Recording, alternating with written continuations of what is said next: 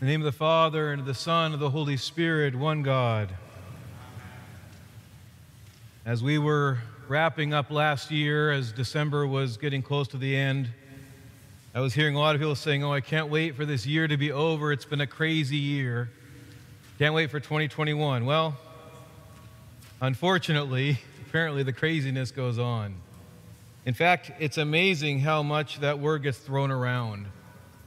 Of people accusing other people of being crazy. I'm not talking about the serious issues of mental illness. I'm talking about the craziness of what you see when anytime you turn on the news.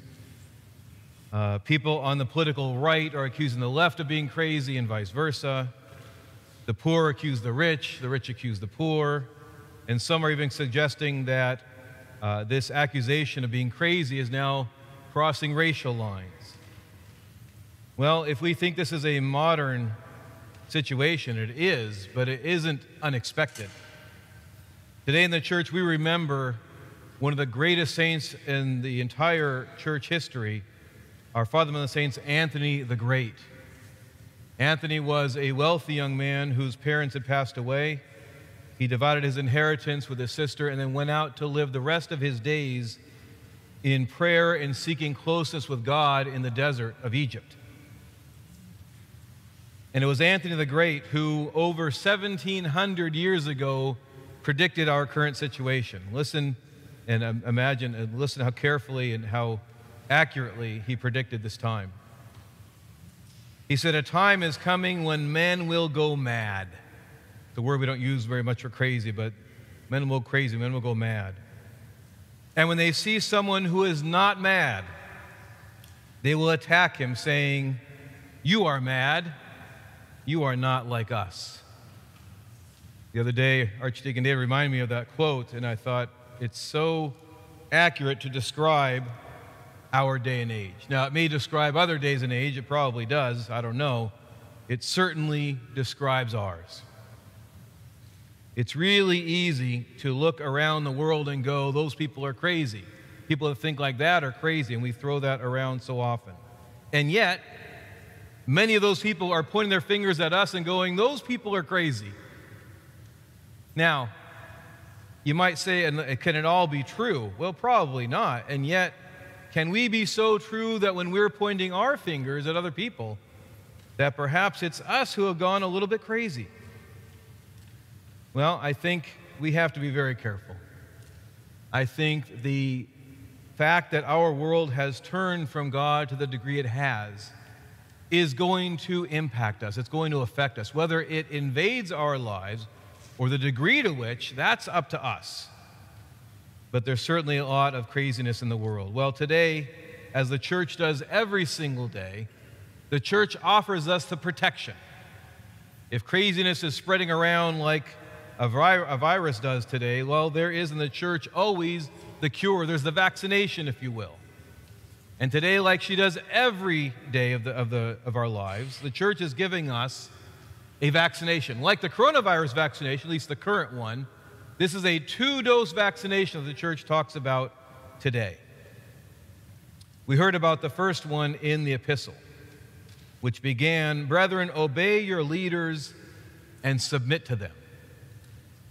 And if you, like me, follow politics at all, you might say, am I really supposed to do that? Well, if you listen to that as the reading continued, he's very specific in who he's talking about as our leaders. He says, "Brethren, obey your leaders and submit to them, for they are keeping watch over your souls as men who will have to give account." I used to preach on this quite often. This is the first time I've preached it to a community to which I have been assigned as the priest. When I was at the Antiochian village, did a lot of traveling, filling in for other priests when I wasn't needed at the village during the off-season. And when I was going out and promoting the camp, I would travel a lot. And if I could find a way to connect the epistle and the gospel to this particular part of this epistle, I would do so. And that is because I think in the church we have one of the greatest gifts in the clergy of the church. Now you might say, well, Father, that's kind of self-serving for you to talk about, which is why I've never preached it to my own parish before. And yet I think it's so important. It's important that you understand not what I'm saying to you, but what St. Paul says in today's epistle. He says, submit to your leaders, for they are keeping watch over your souls as men who will have to give account. If you think I'm encouraging you to submit to your clergy because I want power, you weren't listening to that last line. I will have to give an account, just as every priest will have to give an account for every parishioner they ever led. I think I showed this to you one before, but I'll point it out again. On the priest's vestments, at the bottom of the stole, are all these little pieces of fringe. That's you. That's you. Each one of these is you. And when I go to my judgment, hanging around my neck as this stole does, will be my ministry to you. And so when I encourage you to do what St. Paul tells us, obey your leaders and submit to them as ones who will have to give account, I say it to you in a very personal way. St. Paul goes on to say, let them do this joyfully and not sadly, for that would be of no advantage to you.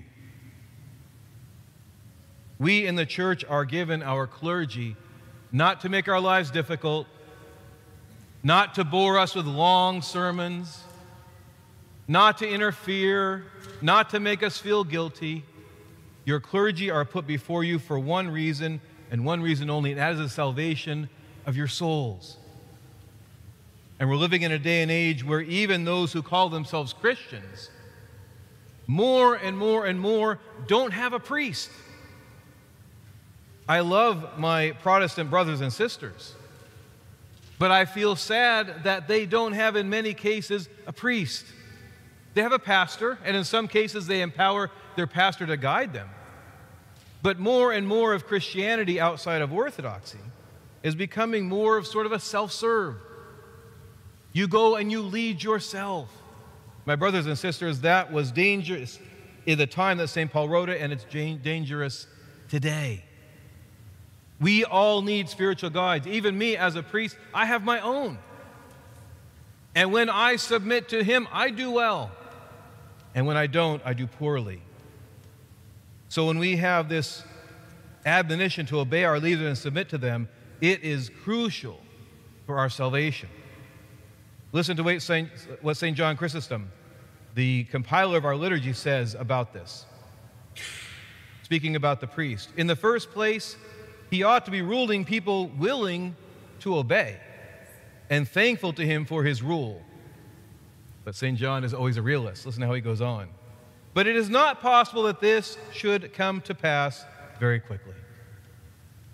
For he who is convicted and reproved, be he what he may, is soon to cease from being thankful and may become an enemy. And he goes on to say something very beautiful. If a man stands up for you before a man, you will do anything and you confess yourself much indebted. But he, the priest, stands up for you before God. I say this to you not just about your life with me as your priest, but any priest. You may move. Someday I will not be here, but wherever we are, we have a priest given to us, and given to us for one reason only, for our salvation. And you might say, well, Father Michael, you might get a little crazy. You might want us to do things that really aren't right. Well, here's where the church is so ingenious in her leadership. I, too, have a leader. I have a bishop. He's your bishop. In fact, we have two. Our Father, Metropolitan Joseph, and our Bishop Anthony, who, by the way, celebrates his birthday and his name's day today. God grant him many years. Our bishops aren't here just for you directly and just for me as their substitute in their absence. They're here to keep me in line. And if I go off the rails a little bit, I'm going to get a phone call from my bishop, as I should. And why is that comforting? Because that means that I can give my leadership in the comfort of doing as best I can what they want. And if I start to stray, I know I'm going to hear about it and I will get corrected. The church is beautiful and ingenious in her leadership of us. Now, you might say, well, what happens if the bishop gets a little bit off? Well, our bishops aren't perfect. Your priests aren't perfect. You're not perfect. Our priests have each other. They answer to and support and guide each other. And they have a life that none of us can imagine. You can't imagine it, and I can't imagine it. A life of total dedication to God. It's one of the reasons why, by the way, our bishops now don't marry. There is no room in their life of total dedication to God to have a wife and children, because they're totally dedicated to us. Which is why, once in a great while, yeah, they might get things wrong, but how miraculous that almost every time they get it right. The fact that we're able to be in church today. Yes, we're taking precautions in the midst of a pandemic, but we're here. Other churches not blessed with a hierarchy, they're still closed.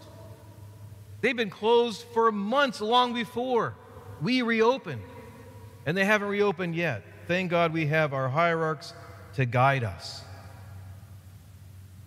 So that's one thing the church gives us, those leaders that she's given us in today's day and age. But that's not all. I mentioned that today we celebrate St. Anthony the Great. Every single day of the year, every single day of our lives as Christians, the church puts out before us the examples of the saints, the fathers and mothers of our church, who either by the example of their lives, but also in some cases their wisdom of their words, to guide us. Yes, we should listen to and obey the Scriptures, but in addition to the Holy Bible, we have the guidance of the fathers and mothers of the church. It's always vital, and it's always practical. I'm going to read to you just one quote from St. Anthony the Great. Somebody came to him and said, what must one keep in order to please God? Listen to his answer. Keep to what I tell you, whatever you may be, always have God before your eyes. Whatever you do, do it with the testimony of the Holy Scriptures. And whatever place you live, do not leave quickly. Keep these three and you will be saved. You might say, well, what does that have to do? What does moving have to do? What does taking jobs and moving?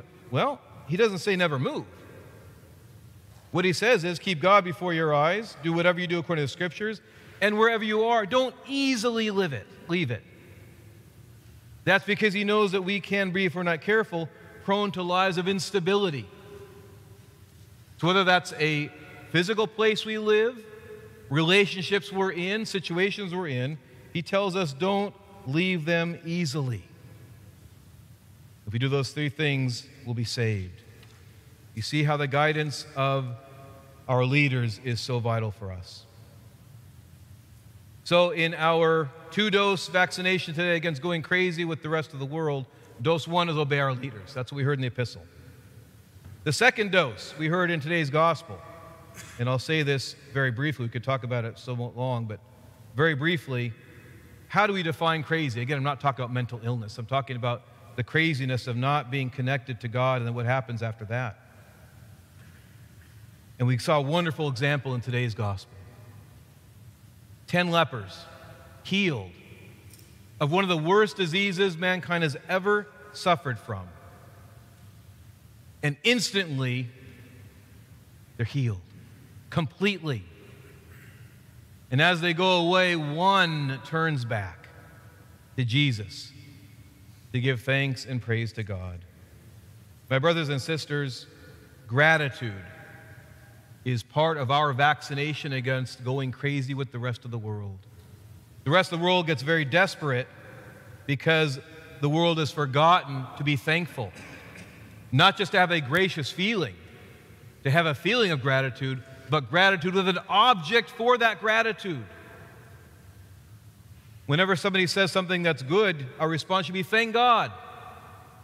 Whenever somebody says, I'm sorry for your difficulty, our response even then should be, thank God. Because in whatever difficulties we have, our blessings and the ease that God sends us, the good things that we call good things, so outnumber the difficult, they can't even be compared. We are literally buried and drowning in blessings. Yes, life gets hard. We've seen a lot of it in the last year. But the problems we have are so small compared to the blessings that aren't as easily seen when we're not looking for them. I want to encourage all of you, there's a new trend that's been starting, to start what's called a gratitude journal. You can buy a book we have in the bookstore, or you can just get out a piece of paper or get a notebook and start keeping track of the things you have to be thankful for. I guarantee you, if you gave yourself enough time, you could do it all day. Just stop for 10 seconds. We're going to take 10 seconds now and think of something to be thankful for right now that you haven't been thankful for yet. Just take 10 seconds to do that.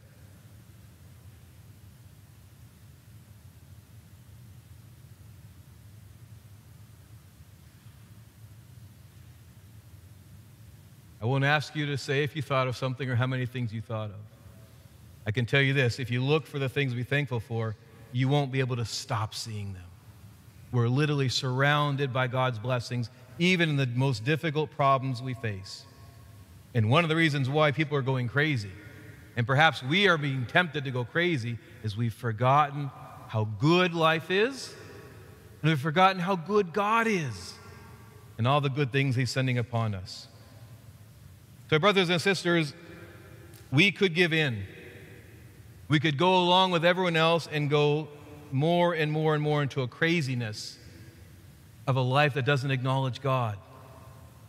Or we could take the church's invitation today, as she does every single day, and guard ourselves against it.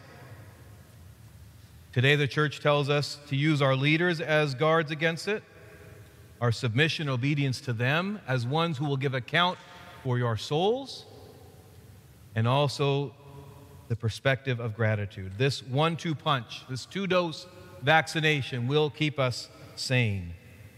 How do we define sanity? Interesting, in the church, it's not just about mental illness. Those are serious issues we should be concerned about. But the deeper issues of a wholeness, of a sanity, of where is the center of our life. One problem we have in our modern day is we live our lives up here. And the church centuries ago defined that as insanity. This is not our core. It's one of the organs God gives us that He wants us to bring in subjugation to the one core, our hearts, symbolized by our beating hearts that are alive and moving with the love of God. And what happens in our hearts, in the center of our very being? Who is there? God, living and breathing in us. And when we stop just thinking all the time and descend into the center of who we are, it takes time, it takes quiet, it takes peace. Then when we get there, who do we find but God? We go insane in a world we can't see God working. And yet, where is He? He's not far away. He's closer than close. He's within us. And remembering that each and every day will keep us sane. So as we all look forward, most of us, I hope, to get vaccinated, in the physical sense, think about our spiritual vaccination the church is offering, this 2-dose vaccination against the craziness in the world. If we do that, we're going to find what we've been looking for. We're going to find the peace that we've been seeking in life, and we're going to find sanity no matter how much craziness is going on around us. In the name of the Father, and the Son, and the Holy Spirit.